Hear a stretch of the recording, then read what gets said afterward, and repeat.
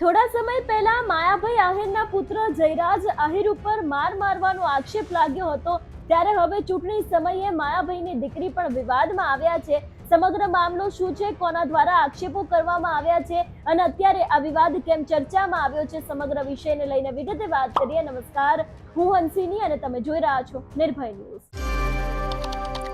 અમરેલીના લાઠીમાંથી આ વખતે ભારતીય જનતા પાર્ટીએ માયાભાઈ આહિરની દીકરી એટલે કે સોનલ આહિરને ટિકિટ આપી છે, પણ ક્યાંક આ ટિકિટ આપતાની સાથે આજે એક મોટો વિવાદ થયો છે, કારણ કે જેની ઠુમ્મર જે કોંગ્રેસના નેતા છે એમના દ્વારા પોતાના સોશિયલ મીડિયામાં એક પોસ્ટ મૂકવામાં આવી છે, જેમાં આક્ષેપ કરવામાં આવ્યો છે કે જે ભારતીય જનતા પાર્ટીના ઉમેદવાર છે સોનલ ડેડ, તેમના દ્વારા જે કોંગ્રેસના પોસ્ટરો છે એને ફાડી નાખવામાં આવ્યા છે। સૌથી પહેલા તો એમના દ્વારા અહીંયા શું લખવામાં આવ્યું છે એના ઉપર નજર કરીએ તો માયાભાઈ આહિરની દીકરી અમરેલીની જે સીટ ઉપરથી ભાજપના ઉમેદવાર છે, કોંગ્રેસ પક્ષની ઉમેદવારી ખેંચવા ખૂબ પ્રયત્નો કર્યા પણ સફળ ન થયા। અમારા પક્ષના ઉમેદવાર વડીલ શ્રી શાંતુબેન ડેરના કાર્યાલયનું ઉદ્ઘાટન થાય એ પહેલા જમાઈ સાહેબે તોડફોડ કરીને પોસ્ટર ફાડી નાખ્યા। માયાભાઈ, આપ તો ગુજરાતની સંસ્કૃતિને આખા વિશ્વમાં ઉજાગર કરો છો અને આપની દીકરી લડતી હોય ત્યારે આવી ઘટનાઓ આપની અને વેવાઈની કથની અને કરિણામાં ખૂબ જ મોટો તફાવત બતાવે છે। અતિ નિંદનીય વાત છે એવી વાત અહીંયા જેનીબેન ઠુમ્મર દ્વારા કહેવામાં આવી છે। એમના દ્વારા આખી પોસ્ટ મૂકવામાં આવી છે અને જે રીતે અહીંયા ફોટો પણ બતાવવામાં આવ્યો છે કે કેવી રીતે આખું આ જે પોસ્ટર છે એને ફાડી નાખવામાં આવ્યું છે, એવા આક્ષેપો અત્યારે હાલ જેની ઠુમ્મર દ્વારા માયાભાઈ આહિરના જે જમાઈ છે એમના ઉપર કરવામાં આવ્યા છે અને કહેવામાં પણ આવ્યું છે કે આ રીતની જે ઘટનાઓ છે એ ઘટનાઓ ન બનવી જોઈએ, કારણ કે જે કોંગ્રેસના ઉમેદવાર હતા એનું આ પોસ્ટર લાગેલું હતું ને એ જ પોસ્ટરને ફાડી નાખવામાં આવ્યું છે, એવા આક્ષેપોની સાથે જેનીબેન ઠુમ્મર છે એમના દ્વારા માયાભાઈની દીકરીને લઈને આખી એક પોસ્ટ કરવામાં આવી છે। સૌથી પહેલા તો અમારા એડિટર ગોપી ઘાંગરે આ સમગ્ર મામલે જ્યારે જેની ઠુમ્મરની સાથે વાત કરી હતી તે સાંભળીએ। આપણી સાથે અત્યારે જેનીબેન ઠુમર જોડાયા છે। જેનીબેન, આપે સોશિયલ મીડિયા ઉપર પોસ્ટ કરીને માયાભાઈના જમાઈને લઈ અને કહ્યું છે કે પોસ્ટર ફાડી દીધા છે કોંગ્રેસના। જી ગોપીબેન, કારણ શું?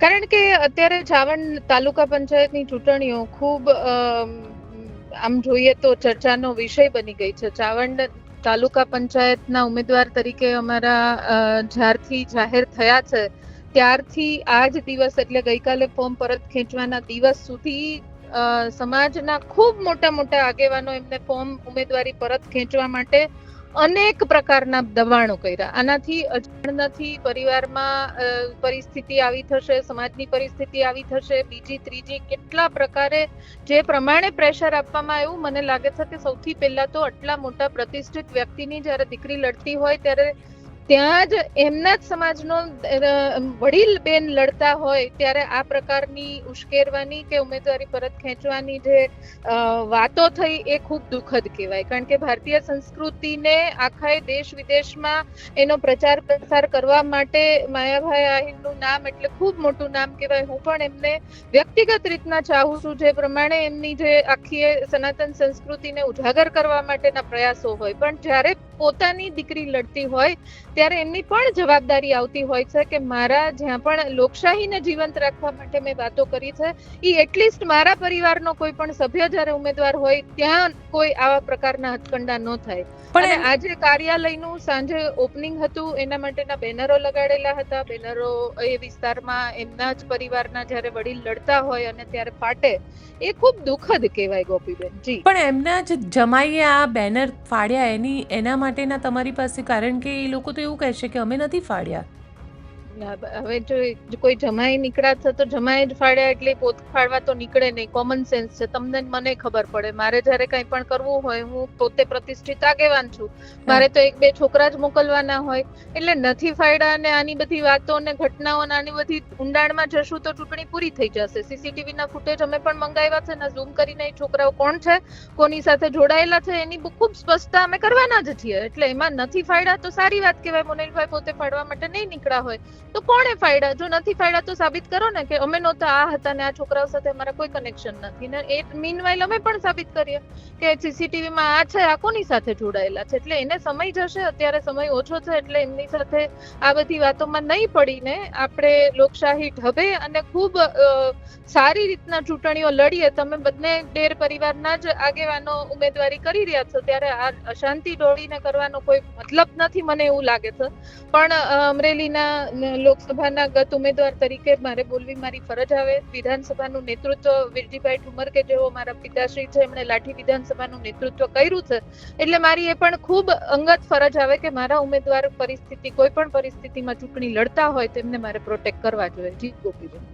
પણ જેનીબેન, આ પહેલા 2 ઉમેદવાર તમારા વિસ્તારના જે છે એ બંને ઉમેદવારે પોતાનું ફોર્મ પરત ખેંચી લીધું છે. એક જ ઉમેદવારે ગઈકાલે ફોર્મ પરત ખેંચ્યું. એના પછી એ ઉમેદવાર પોતે રડ્યા છે. કઈ પરિસ્થિતિમાં ખેંચ્યું છે એની આપના માધ્યમથી મારે કોઈ પણ પ્રકારે ચર્ચાઓ નથી કરવી, કારણ કે જે પ્રમાણે અમે ફિક્સમાં આવી જાય, અમે એની ચર્ચાઓ કરીએ, સામેવાળા ખુશ થાય, રાજકીય ઢબે રાજકારણની રીતે આ કોઈ પણ યોગ્ય નથી. પણ હવે એ નાના માણસો છે, એની જે પણ મજબૂરી હોય ને એને જે પણ રીતના પ્રયાસો કરીને ખેંચાવડાયું. ગઈકાલે ખેંચ્યું નતું, એ ભાઈ ખેંચીને જતો રહ્યો હતો અને રીતસર રડ્યો છે ફોનમાં. એટલે એની ચર્ચાઓ નથી કરવી. અત્યારે જે પરિસ્થિતિ છે એ સ્વીકાર્ય છે. ગોપીબેન. બિલકુલ જેનીબેન, અમારી સાથે જોડાવા માટે આપનો ખૂબ ખૂબ આભાર. એટલે એક તરફ લોક સાહિત્યકાર માયાભાઈ આહિરનો જે પુત્ર છે જયરાજ આહિર, એ બગદાણાના વિવાદને કારણે ખૂબ જ ચર્ચામાં આવ્યો હતો. માર માર્યાનો આક્ષેપ હતો. એ બાદ આપણે જોયું હતું કે તેની ધરપકડ પણ થઈ હતી, જેલવાસ પણ થયો હતો. પણ ક્યાંક હવે માયાભાઈ આહિરની જે દીકરી છે એ પણ વિવાદમાં આવી છે, કારણ કે તેમના જે જમાઈ છે એમના દ્વારા પોસ્ટર ફાડી નાખવામાં આવ્યા છે એવી વાત કરવામાં આવી છે. અને અહીંયા ક્યાંક ને ક્યાંક સીધા જ પ્રહાર માયાભાઈ આહિર ઉપર પણ કરવામાં આવ્યા છે. જેનીબેનનું સ્પષ્ટ માનવું છે કે જે ભારતીયની સંસ્કૃતિ છે એને ઉજાગર કરતા હોય છે એ જ લોકો દ્વારા આવી ઘટનાઓ બનવી અથવા તો પછી એમાં તેમનું નામ આવવું એ ખૂબ જ ખરાબ બાબત છે, એવી પણ વાત અહીંયા કરવામાં આવી છે.